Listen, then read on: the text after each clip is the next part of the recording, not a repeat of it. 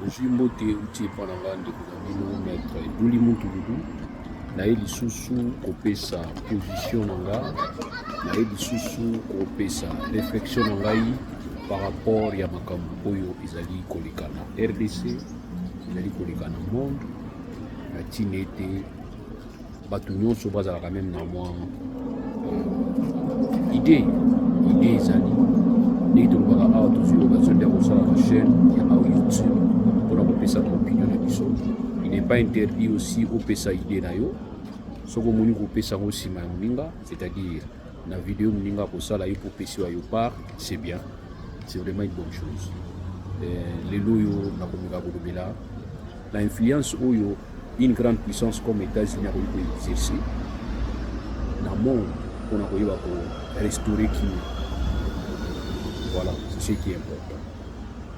Boyebi nsima ya guerre mondiale oyo elekaki, deuxième guerre mondiale, mboka nyonso esanganaki na baoyo baganyaki guerre na baoyo bapolaki guerre, basangani batali baatrocité esalamaki, batali badégâts oyo esalamaki oyo tobenga badégâts collatéraux, baya kose décide na kosala oyo tobengi société des nations, et puis bazwi baengagement ya kolobaki plus jamais, alors plus jamais la guerre au monde, et puis basalaki nyonso bayeba kopesa mécanisme moko ya koluka ko équilibrer monde na tina ete tozala mingi na tendance ya kofandaka bisika moko mpona koyokanaka mpona koéviter monde.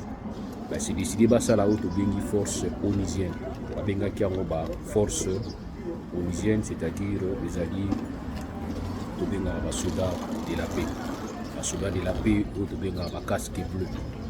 Osali bango mpona nini? Isika oyo guerre yali bango bakoya ko imposer guerre, c'est-à-dire la paix n'est plus à rechercher mais la paix est devenue à imposer.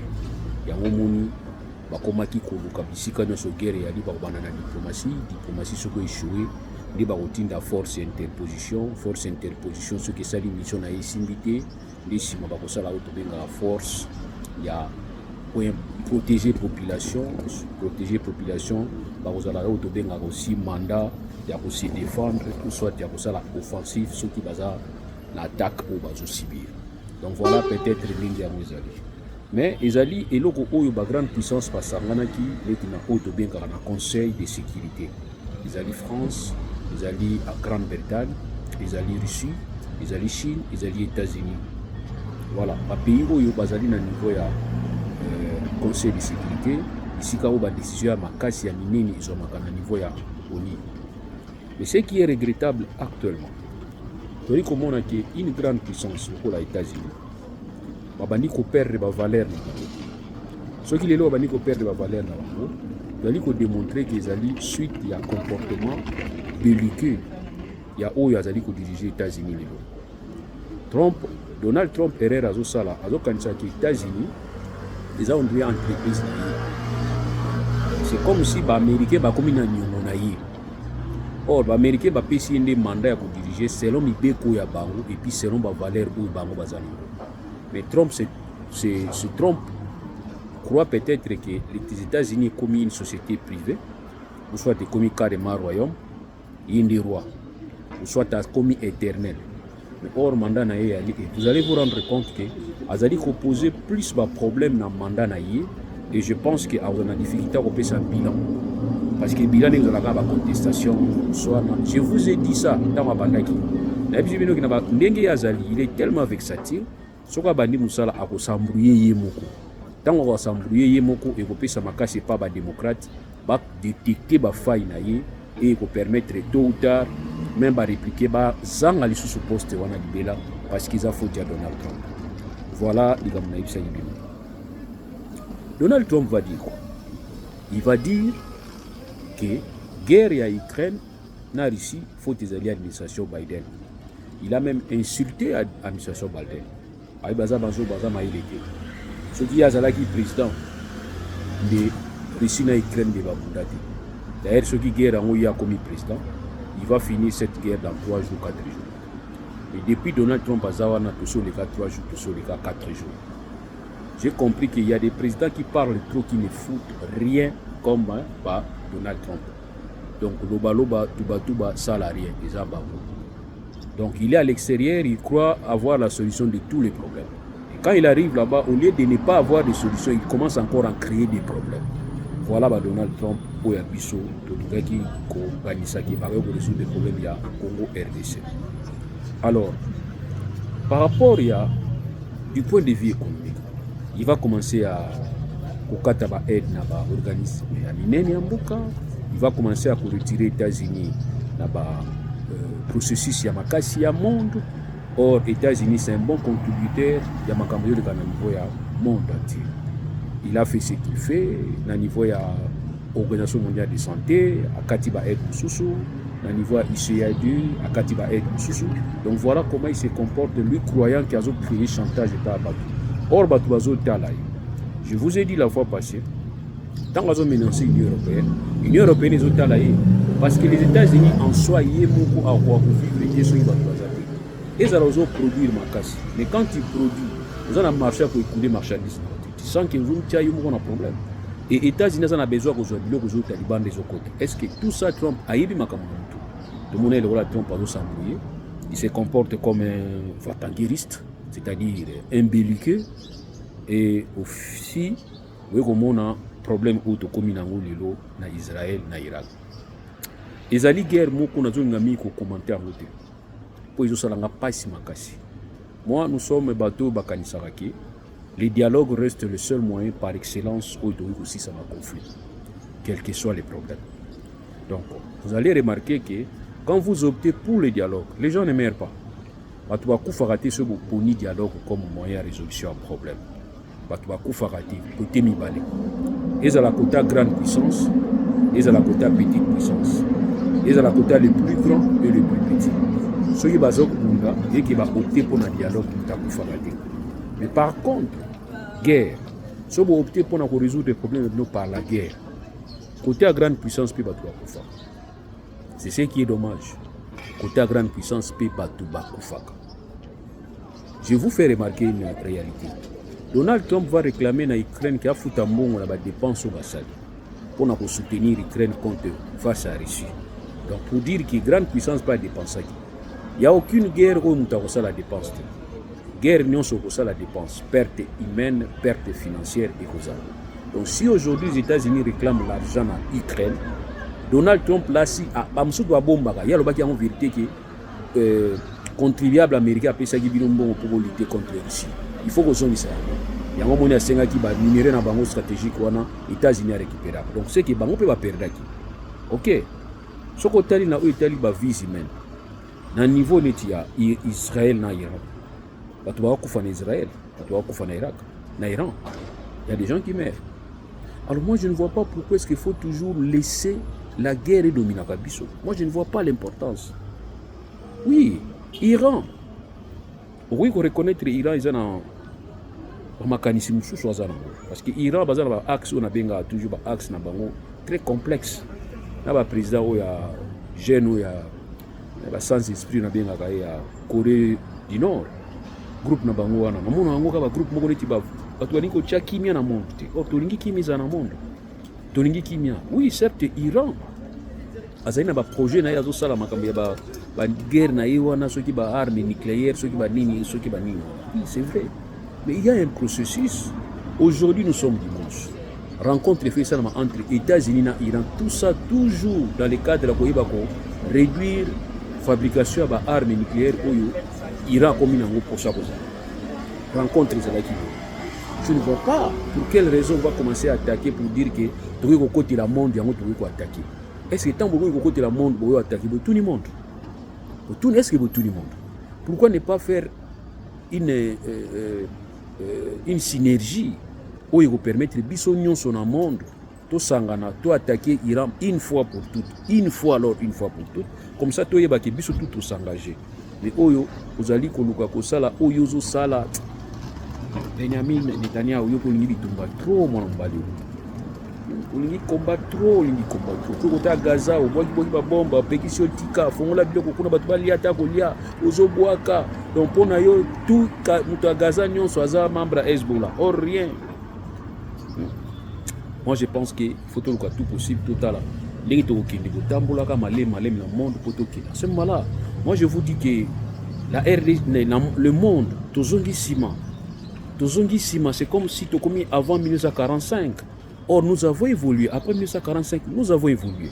Donc, moi, je pense que tu vas là bas processus, tu là bas procédure de qui permettre biso lelo, ya koyeba ko imposer kimia na ba façon mususu. S'il faut imposer la paix, il ne faudrait pas que cette imposition ramène les décès, ramène les dégâts collatéraux. Voilà pourquoi même au niveau RDC, c'est-à-dire qu'on conseille que le dialogue est toujours souhaitable. Fort malheureusement, nous ne sommes pas compris. Il y a ceux qui se battent aujourd'hui contre le gouvernement congolais, ceux qui ont pris les armes contre le gouvernement congolais. Quand nous parlons du dialogue, ils pensent que nous parlons du dialogue pour partager le pouvoir comme d'habitude. Parce que tous ces rebelles qui ont touché les armes dans la guerre avant 1+4 sont devenus des responsables. Quand ils sont devenus des responsables, ils ont guerre, qui sait que la revendication ici parce qu'ils ont commis à poste. Que ce soit Bemba, que ce soit Rubero, que ce soit tous ces gens-là. Parce qu'ils ont aussi mis le pouvoir. Tant que ils ont une solution 1+4, ils ont le pouvoir, ils ont Minduki, Minduki. Pourquoi? Parce que pour ça, ils ont Minduki va comment le pouvoir. Ça aussi, c'est un grand problème pour nous avons. Un grand problème. Et quand les autres aujourd'hui, quand tous ces gens-là évoquent l'article 64, tout citoyen a un devoir à on n'a pas dit que tout citoyen a un devoir à empêcher le groupe à diriger le pouvoir contre la constitution, comme président. Non, moi j'ai toujours dit ça. Si on a besoin d'empêcher, tu empêches. Mais donc quand tu veux empêcher, empêche. Mais il ne faudrait pas dire que je vais empêcher mon droit d'exercer le pouvoir en violation de la Constitution pour en remplacer. La Constitution de Bindé, on a dit. En tout cas, il faut tous appeler clair place. La Constitution n'a jamais dit ça. Donc moi je pense que ça aussi c'est un vrai problème que tu as dans le Kanisaki. Il faut tout le monde faire tout ça. Ils ont dit que le dialogue union se fait penser à pouvoir, tout le pouvoir. Non. Tout le monde l'explique dans le Cameroun. Le dialogue union c'est pour apporter solution à un problème qui se poser. De manière à ce que tout va évoluer. Pourquoi ne pas le dialogue au niveau RDC? On s'est dit, écoutez, tout tikaye, comme il y a ça sur place, tout tikaye, mais tout obtenir les panaïs que 2028, ici, et surtout qu'il y a ça l'idée mandat a signé le document reconnaître. Na Bénin, il y a Patrice Talon. Patrice Talon a péché au revoir et pas battu. Il y a deux à la calme. Nous avons parole comme déclaration, engagement, nous avons sa candidature. Tout ça, ils ont dit façon où on trouver solution. Donc on ne va pas dialoguer avec Félix Tshisekedi kaka pour le pouvoir, mais non, on va dialoguer avec Félix Tshisekedi pour rassurer Bato. Qu'on va sa candidature en 2028. Et puis finalement, la ligne a apaisé vie politique, espace politique. On va aller rechercher pour les infractions purement politiques. On va aller rechercher parce que la pression, aux assurances, passer à la bine de côté, boutique à tout dans le Kimia. Voilà un dialogue, forme un dialogue. On y forme un dialogue, c'est-à-dire qu'on a joué à bateau, c'est minutes, tout bateau va s'allier opposé à Tshisekedi. Forme un dialogue, on a joué à Félix Tshisekedi à l'obaki, boutique à Ngai, Nata Moussamboka, mandat à Ngai ici. Tous à la peine la culture à boutique, la Mouninga, soit ils ont mandat à Ngai, assis à mandat à Ngai. Soit à 0, Nandé à 0. Mais il y a qui mandat na tout chaque bakal tout va déranger et puis il y a raison que moi si ça nous ça na parce que au déranger qui ngai tout tika habitude la condition pe muto azali ko déranger tika habitude à utiliser ba service à l'état pour na ko déranger ba adversaire politique ko zo yo de pas c'est des grave sur Kabila utiliser anera utiliser demia pa utiliser ba police ba nyumba pour parquet utiliser yo ko utiliser na ba fanatique na yo contre ba toazili ko réfléchir ndenge mo na yo te voilà maintenant exemple mususu Yewana wapanga kufi kabasele wapanga kufi pourquoi parce que intolérance eza là-bas bato abomi wapanga eza ba policier te eza bato demiap te eza bato ANRT ezali intolérance ya bato oyo kotina mutu na yo ki pouvoir ya bino eza ya bino non pouvoir eza mandat donc nazo insister que bato bazali na pouvoir botika bango basisa musana bango mais mutu aza na pouvoir a rassurer biso mutu za libanda ko bisa biso ke na 2028 na opesa candidature te mais botika ngai na travail ngai en tout cas négociation naza nango posa na pesa bino proposition na yango nanga Kabila PPRD Fayulu Bemba Tshisekedi to fanda bisika mongo to tikela Tshisekedi tansi sa musala na ye Tshisekedi zo engagement ko bisa mutu nyonso na 2028 na opesa candidature te botika ya sala musala soka kozwa bino azubi soka kozwa batu na ye azubi batu na ye mandat na ye soki sili atambo ya ki. Voilà proposition dans le cadre de la Kimia pour permettre de réfléchir. maintenant ba o bino besoin na pouvoir na pesi bino pe conseil ba o pe besoin na opposition na pesi bango conseil ba opposition ba adversaire politique ya Félix Tshisekedi toyokana totikila eta asisa mandat na ye akinda tika ba tranquille asa sali des mandats o ya ko sala place ya ko suka mutumso kwa continuer c'est ça la république. OK, voilà na bato ya Tshisekedi so bolingi bozwa bato ba ya ko déranger bino po bino za bato ba menacer bino bopesi bango ba poste so bozwa kolinga ngo bosala so moniki bolingi na bino ngote o continuer ko diriger na bino mais à condition botika bato tranquille bondima pe batonga ka bino so batongi bino bondima parce que bino ezala tata na bino na ebite koko na bino mais en tout cas tata na bino toza na histoire musala ni zali ko tonga ka ba régime bato yo moko pe Tshisekedi musala na yo ezala ki ozo ki spécialité ko tonga ba régime Kabila. Alors pourquoi on y va tonga bino?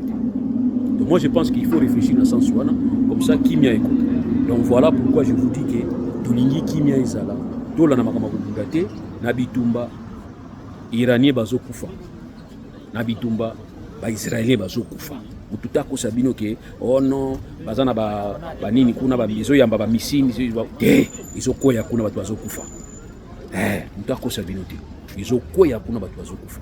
Donc c'est que batu makasi bazokufa batu petit peu bazokufa guerre ezala randengwa kimia ezala na sens. Alors maintenant par rapport à makambo kanza wo bitu kiita kiipona atimbangi no gangela batu gangeli bango kuna bazobanga bazolenga muso azo elongia ya elongia nani ya nanga alexhibition moni azolela azo franchement bino kuma boza batu bato benga bozo se masturber ça dit bozo mi PCC bino je comprends mutu soko za na solution na boko te ko mi PCC ya bozo mi PCC bitu kiita ke kuna kusuru makambo ya protéger population ya ngambo wana parce que mission ya ONU ezali mission ya protéger RDC mobimba population ya RDC mobimba bitu kiita zaka spécialement na niveau à côté Kinshasa te ou bien soit côté la zone administrée par Kinshasa te bitu kiita zali na mission ya ko sécuriser population ya RDC mobimba. Or toujours ka ba information na niveau ya population bazana na niveau ya zone occupée par des rebelles ba atrocité ezali. Maintenant pour na ko faciliter maintenant MONUSCO asala musala na ene ba zone nyonso wana yango ba ke ko solola. C'est ainsi azwa ki mission ya ko kende ko kuta na ko solola. OK, alors yango wana ba ke ko kuta na po ba solola.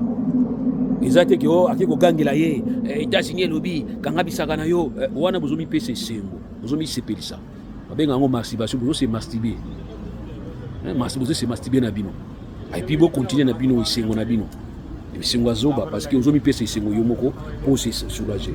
C'est pas ça le cas.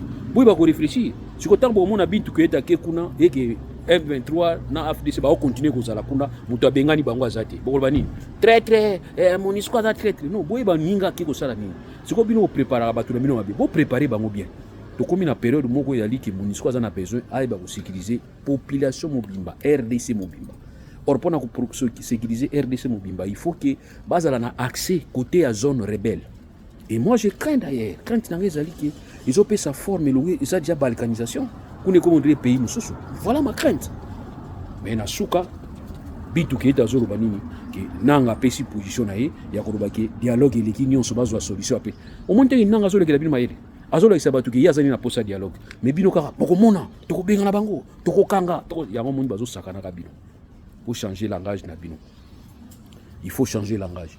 Pour changer langage yani zala na stratégie ya guerre. Stratégie ya guerre so moni ke simbite na masasi bongisa maloba.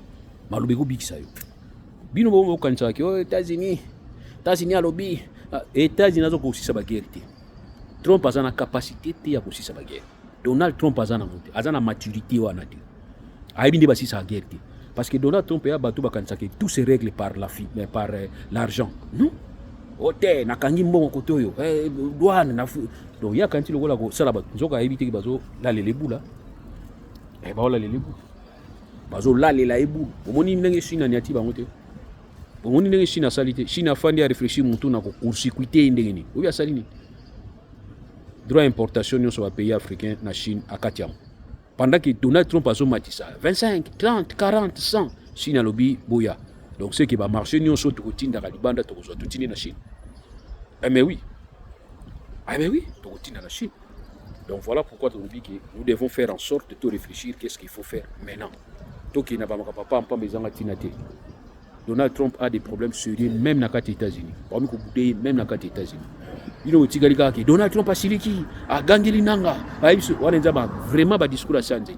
Et ce qui est encore regrettable, c'est intellectuel bazo bisa. Bitu Keita lobité. Représentant ya Monisco a lobby de l'autre côté. A lobby kaka bato, toye ko solana bango. Et puis c'est pas la première fois que Mounanga Koutana autorité à Monisco, c'est pas la première fois. Donc voilà pourquoi Tobi que biso toyi ko réfléchir qu'il faut trouver une solution. Et j'ai suivi aussi un diplomate américain dire que toutes les procédures, ou soit tous les processus où il y a pays dans la RDC, ça se valent. C'est-à-dire quoi? Il y a Kenya, il y a Luanda, il y a Union africaine, il y a ceux qui a SADC, il y a l'Union soit bien important. On va comprendre ce que l'Union c'est important parce qu'il ne peut pas trouver une solution miracle. La solution miracle, ils ont été à part au Babal. Vous allez faire quoi? Bengeli Kagame, Gangeli. Est-ce que les États-Unis ont la capacité de gagner la Kagame? Si les États-Unis ont besoin qu'on dit que biso signé d'accord, ça la rappeler qu'on est au niveau ya Rwanda. Vous ne sentez pas que Rwanda gagne naï? Parce que c'est ce que Kagame voulait. Kagame voulait que win-win ne s'arrive pas naïe. Kagame c'est ce qu'il voulait. Win-win ils n'allaient pas naïe. Dozoa raffinerie à or, tout est pas naïe. Or na biso ni ngi utaka na ba creuser wana ebimaka ikotaka Uganda ikotaka. C'est ce que Kagame voulait. Mais ils ont officialité. Il y a un moment où ils ont activé des troupes rebelles, des groupes rebelles, des groupes armés pour permettre de faire l'opération. Mais maintenant, on a Kimia. Et mais oui, il a gagné. On a Kimia, tranquillité. Voilà pourquoi on a dit que tout le monde a réfléchi. Nous avons pour permettre de faire toute solution. Bino batu ya IDPS, bino batu ya Union Sacrée, bo expliquer batu na bino. Omoni mabe yaka pourquoi? Mabe yaka soki bozo expliquer batu makamususu wa moni na terrain ba usirika. Neti oyo mingi bazozela ke bitu ko ite soka ye ale bakangi nanga bakraka bakangi soki bita soki nani komo tipo wana bakangi bango bakraka bakangi Paul Kagame bakraka na makolo bami ko benda ye Paul Kagame poli bino bozo likango bozo rêver makasi parce que en principe je vous ai toujours dit que la situation en Ukraine est un pays agressé, Russie est un pays agresseur. Or biso na niveau Afrique RDC est un pays agressé, Rwanda est un pays agresseur. Mais comment on nous traite? Comment on traite cette situation? Les deux situations similaires, il y a des choses traitées. Il y a Ukraine qui est traitée en deux, il y a RDC qui est traitée en deux. On vous renvoie dos à dos, vous êtes normal. On nous renvoie dos à dos, pourquoi? C'est parce que quelque part, ils sentent que c'est comme si à un certain moment, même la victime est responsable de l'acte posé. C'est ça? Mais oui, c'est ça. Il y a un comportement qui a permis à ce qu'il y ait les fractions. Bien que mobile est inopérant, mais il y a certains comportements où qui est victime à s'exposer à qui. Victime à s'exposer à qui. Yo qui kuna exemple kuna babina sekuna masasi zobeta. Masasi zobeta tout le monde a choqué masasi zobeta. Yo qui kuna. Oyo kufila kuna. Ba tu na question mais c'est s'est passé comment? Oh non, masasi zobeta na c'est ya qui kuna. Oui ba lobani. Donc ça veut dire tout simplement quelque part bazo tia responsabilité aussi pana yo. Comment là où il y avait des guerres ba masasi obeta yo ki kuna ndeni yope. Wana bazo kunda yo. Bazo reprocher. Ndenge moko. Bien que je n'encourage pas une fille puis nanda kuna yo, moi j'y prête à muke, OK côté bato wa mela badiamba, côté bato wa mela masanga, côté ba voyu bazali. Et on va nous dire que tu as été agressé sexuellement. Mais on va dire mais écoutez, tu es allé faire quoi là-bas? Et avec quelle tenue? Mais on va seulement se poser des questions. Qu'est-ce que tu es allé faire là-bas? Dans la zone où il y a des voyous, et avec quelle tenue? Voilà, donc ça dit pour dire que la RDC, on nous reproche. Pourquoi? Parce que la raison que Kagame utilise, avance pour justifier son idiotie dans la RDC, ils ont dit que nous hébergeons les génocidaires. Et tant que nous hébergé Bango, il y a le bic qui y a Zoluka Bango. Bien qu'il était incapable de commander Bango, tant que Mouzé Laura disait qu'il a pensé qu'il y a possibilité. Si ça est Bango, pourquoi? Mais aujourd'hui, comment il raisonne avec Zoluka Bango, Zoluka Bango, Zoluka Bango? Entre-temps, Zoluka Bango a commettre des agressions à la RDC. Ces fameux rebelles, Hutu, Oyo Kagame Lukaka, pourquoi ils ont menacé l'Ouest et l'égalité?